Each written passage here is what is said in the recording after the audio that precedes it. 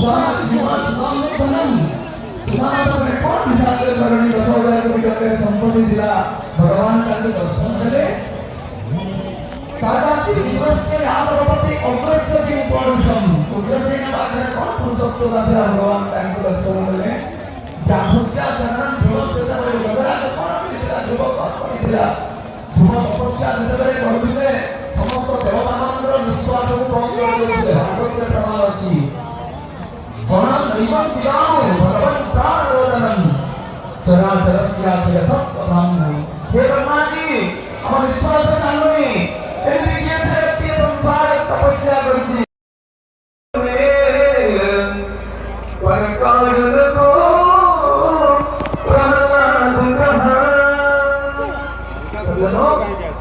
आजी मध्य धरित्री अछि सूर्य अछि चंद्र अछि एही मध्य देवता माने प्रेषन्ति वसन्ति तपस्या करछन्ति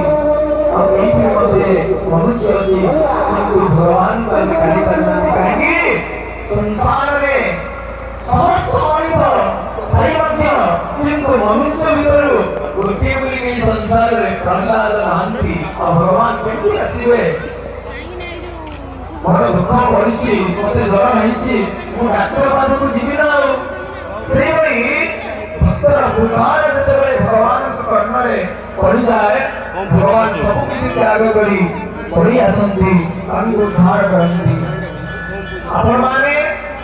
समस्ते कथा श्रवण करुछंती कलिजुग नामरे होछंती देवता जगतर प्रभु चतुर्दश ब्रह्मांड ईश्वर ठाकुर होती बड़बाड़ सामंत महाप्रभु बड़ ठाकुर जगबंधु कालिया शांत भौनी सुभद्रा आमर माँ इष्ट ये जगत जननी जगन्नाथ को विष्णु रूप वर्णना करा जगन्नाथ को भी